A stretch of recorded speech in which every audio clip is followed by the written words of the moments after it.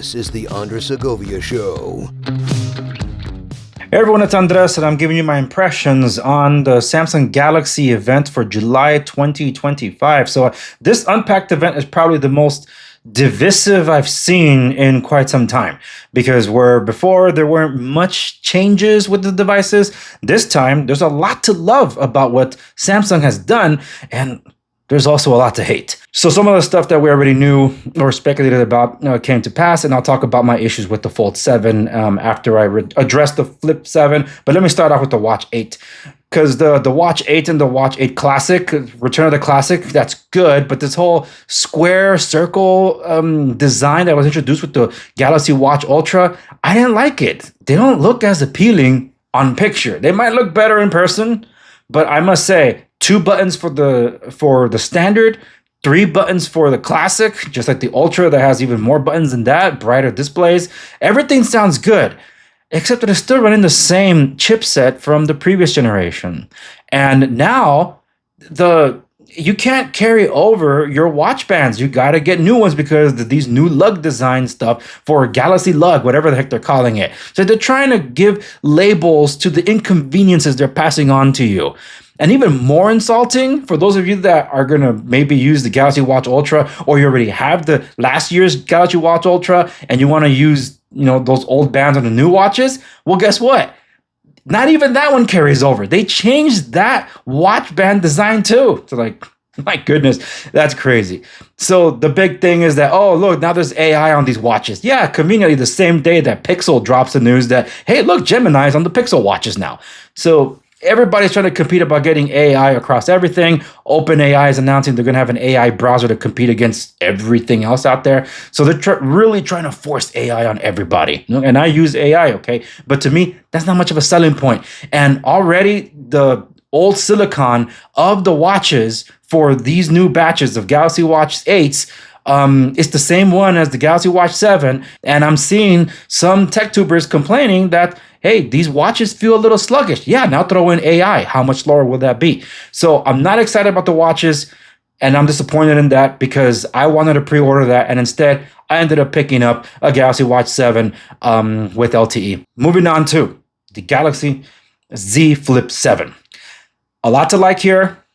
I like the colors. Now, of the announced colors, there's a mint color that is available exclusively online, okay? So there is that favored there, and it's only available in 2 configurations. I believe it's 256 gigabytes and 512 gigabytes of onboard storage. Now, this runs an Exynos processor. A lot of people have their concerns about that because running an Exynos silicon that's built by Samsung hasn't exactly translated to the best performance around the world. People prefer the trustworthy Snapdragon chipsets. But this also is the first Flip to support DeX. So oh, wow, instead of removing DeX, I see now they're expanding it to other places, which is a good thing because it also hints at maybe what Samsung is intending to deploy as they work internally on auto DeX. So Android Auto, but Samsung, they haven't done a car mode in years, and now they might be bringing it back through this whole DeX thing. So if Exynos can power it, it's also a good thing too.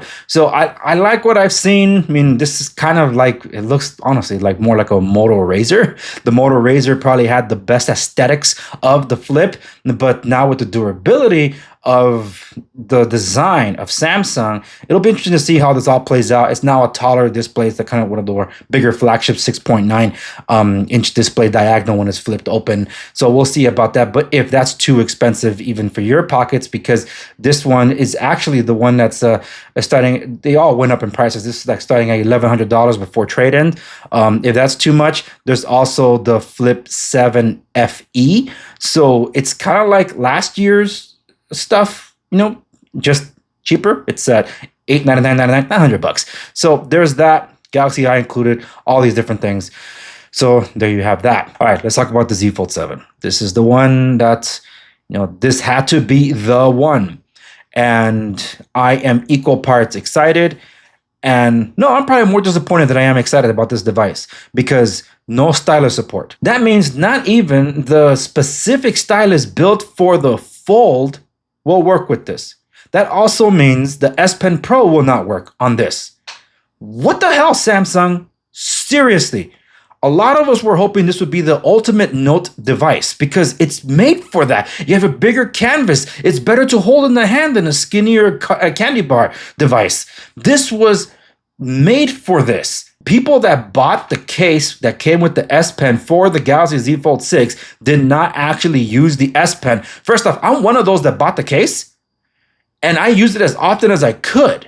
Okay, but the case also made the phone bulkier. But your complaint is that you made a case that your fans still paid for, by the way. They shelled out 80 to 90 bucks for that flimsy protection that you put on it. That's why you guys didn't even bother with this year's cases to add one for the front part of the foldable, just the back. It's like, dude, they paid for the damn thing. Why is it of any concern of yours whether I did use it or not? I never cared about the size of the battery so long as I could fully charge my device pretty quick. Whether it's wireless or plugged in, at least it charges quickly. But you guys raised the price on this device, offered less features and functionality for it overall, but try to justify it by putting almost flagship cameras, but not all flagship cameras, and your case options are still lacking, and you're providing less of cases for it, and throughout the years, you guys have been stripping stuff from the boxes. Give me a break, Samsung. You're the biggest one in the space for Android and probably the world. And you guys are playing catch up now when the Apple Foldable debuts, and if Apple includes Apple Pencil support, and if reports are to be true, that this will debut a lot sooner than expected, production beginning maybe at the end of fall, early winter, whatever it is, you guys will lose the foldable space entirely. But even more infuriating is that you gave less options for the 1 terabyte option in terms of colors. It's only available in black and blue shadow. Are you guys going to introduce more colors down the line? It's pathetic. It's an insult to anybody that's owned your wearables to just change them up on them like that, especially with the first generation Galaxy Watch Ultra. Meanwhile, you raise the prices too. And we still don't have word how much you're going to be charging us for Galaxy AI. I'm in business too. I understand that, there's economies of scales and things and that, but there's also an understanding that if you control most of the economies of scale, that you're able to create incentives, that you're also able to be more efficient in your process. Instead, you're making things more expensive, more inaccessible. Not a good look, Samsung. So damn you for that. Seriously.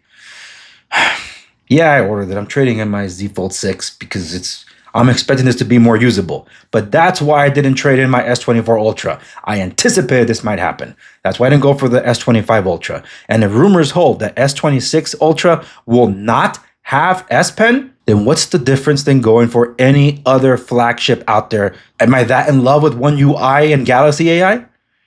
No, I'm not. Especially not anymore after all this. Let me know what you guys think in the comment section down below. Did you pre-order this? If so, what did you get? The Fold 7, the Flip 7, the Flip 7 FE? What do you think of the watches? I'm bummed. I like all the features they put in there, but it's just, I don't know. I think that that chipset is going to be overworked. That's why I decided to go with the Watch 7. See how that one pans out. Anyway, that's it. Thank you so very much for watching. Follow me across the socials at @the_Segovia on X _Segovia. Anything or anything about me is at @the_Segovia.com. I'll see you in the next one.